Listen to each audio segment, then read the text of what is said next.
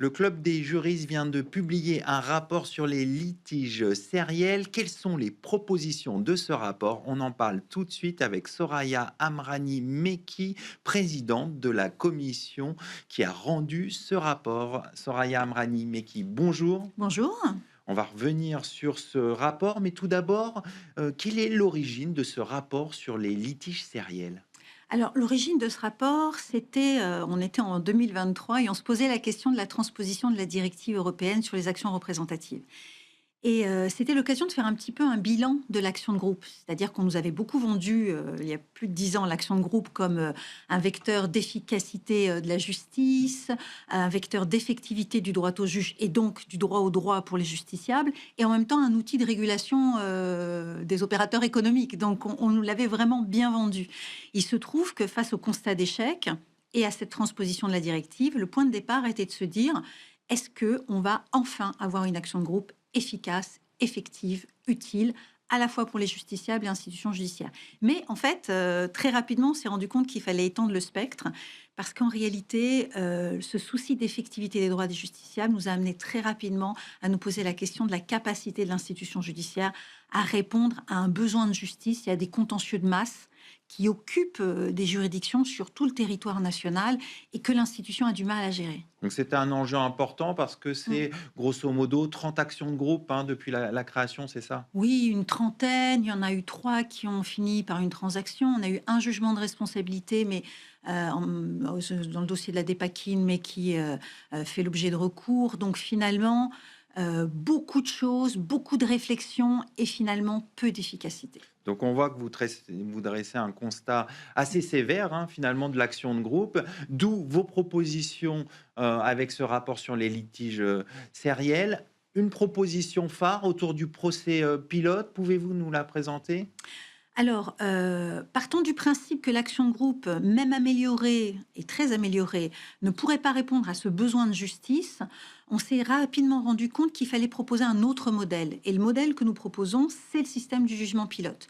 Alors, ça veut dire quoi? Ça veut dire que aujourd'hui, en France, on voit qu'il y a des contentieux qui posent exactement la même question juridique, qui concernent des centaines, voire des milliers de justiciables et qui sont complètement éclatés dans différentes juridictions.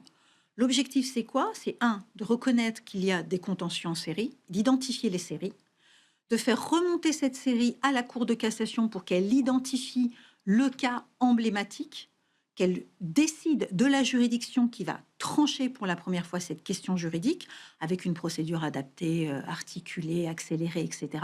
Et de permettre comme cela que tous les contentieux soient résolus beaucoup plus rapidement, de manière cohérente, en évitant des contrariétés de décision et en allégeant énormément la charge des juridictions. Pour le justiciable, c'est extrêmement précieux. Ça veut dire que tout le monde sera jugé de la même façon et qu'on aura une réponse bien plus rapide. Et en plus, dans un contexte où on dénonce l'encombrement de la justice, ça apporte une solution. Ah bah évidemment, évidemment. À quoi sert-il de traiter des milliers de procédures sur la même question de droit? Donc, quand on est à la recherche d'outils de performance qui, en plus, servent l'effectivité des droits des justiciables, c'est une mesure qui est quand même assez simple. En plus, elle existe devant les juridictions administratives. Donc, il n'y a pas de raison que ça n'existe pas devant les juridictions judiciaires. Et ce serait véritablement un vecteur d'efficacité et de performance, parce que ça n'est pas un gros mot de parler de performance pour l'institution judiciaire, extrêmement intéressant. Vous avez un exemple de procès pilote, Alors, on n'en a pas aujourd'hui dans les procédures judiciaires, mais mais par pour exemple, une procédure qui pourrait très bien s'adapter à un procès pilote.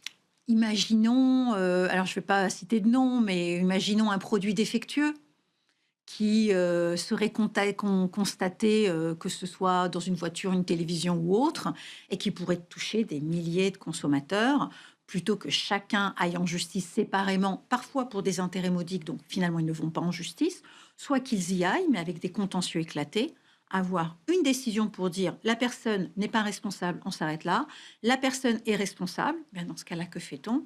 Soit on va à l'amiable pour trouver une solution totalement adaptée, soit finalement on résout tous les litiges, mais seulement sur l'application individuelle. On n'a pas à revenir sur la question de droit.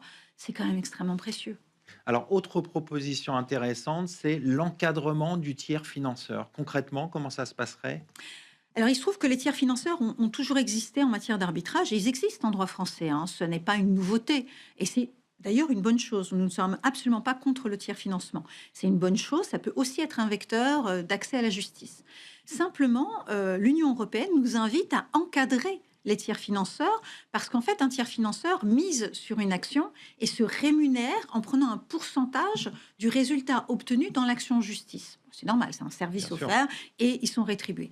L'action de groupe, selon la directive européenne, réglemente les tiers financeurs et prévoit bien qu'attention, il faut vérifier qu'il n'y ait pas de conflit d'intérêts et que la liberté d'agir en justice soit respectée.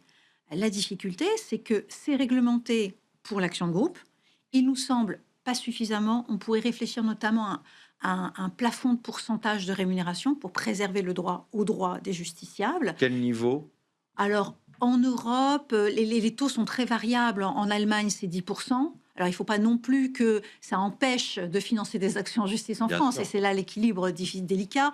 Dans d'autres pays, on considère que quand on dépasse 30%, c'est qu'il y a une présomption que peut-être c'est un peu trop. C'est à discuter et à établir. Mais surtout, notre proposition, c'est que cette réglementation qu'on appelle de nos voeux du tiers financeur, doit être appliquée bien au-delà de l'action de groupe. Pourquoi ne pas les appliquer dans les actions regroupées ou dans tout type de contentieux? Ce serait une bonne chose.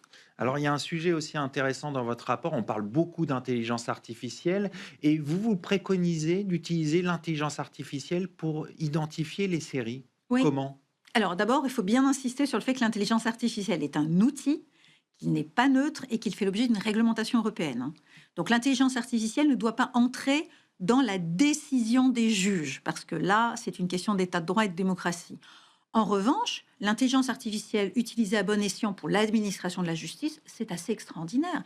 Et là, on le voit. En réalité, comme les modes amiables, l'intelligence artificielle sont des outils qui peuvent être au service d'un traitement rationnel des litiges en série. On peut utiliser l'intelligence artificielle pour identifier les séries sur tout le territoire et peut-être pour mieux identifier le cas emblématique qui fera l'objet du jugement pilote. D'accord. Et il y a d'autres recommandations qui vous semblent intéressantes de souligner aujourd'hui? Oui, oui, oui, parce que lorsque nous avons étudié les litiges en série, nous sommes rapidement rendus compte que du fait de la lourdeur de l'action de groupe et du fait qu'elle ne sera de toute façon pas adaptée à tous les types de contentieux, alors c'est très bien l'action de groupe, mais il faut avoir une palette d'actions possibles et imaginables et l'une n'exclut pas une autre. Et D'accord. c'est vrai que face à sa lourdeur, on a vu se développer ce que j'appelle des actions regroupées, c'est-à-dire une entité, une association ou un avocat qui récupère des mandats de centaines, de milliers de justiciables pour faire une seule action en justice. Ça, pour l'instant, ça n'est pas réglementé. C'est du droit D'accord. commun des mandats et du droit commun de la Et procédure. ça fonctionne? Alors ça fonctionne, on a eu des affaires très importantes et qui sont encore en cours, donc je ne donnerai pas de nom, mais qui sont très intéressantes. Simplement, ce que nous disons, c'est qu'il faudrait peut-être préserver les droits des justiciables et s'assurer que, comme la justice devient quasiment comme un produit et qu'on traite le justiciable comme un consommateur, pourquoi ne pas appliquer le droit de la consommation à la procédure? Donc, ce que l'on voudrait, c'est que le mandat soit très clair pour les justiciables. Si je fais de la publicité pour récupérer votre mandat, Arnaud, il faut que je vous dise, voilà ce que je vais faire, voilà les préjudices qui seront dans mon action, mais vous êtes libre de venir ou pas, vous êtes libre d'agir pour les autres préjudices ou pas, et à tout moment de la procédure, vous pouvez décider de renoncer. C'est important que vous soyez préservé dans vos droits par cette information dans le mandat. Donc, apporter un cadre et de la sécurité juridique. Exactement. Et puis sur la procédure, quand on a aujourd'hui, on l'a vu, on a des procédures qui donnent 3000 dossiers à Lille, 4000 dossiers à Lyon. On propose d'étendre le régime de la connexité pour que le juge puisse décider de rassembler tous ces contentieux devant une seule juridiction. On va conclure là-dessus. Merci Soraya Merci à vous. Meki. Tout de suite, l'émission continue. On va parler de droit à la déconnexion.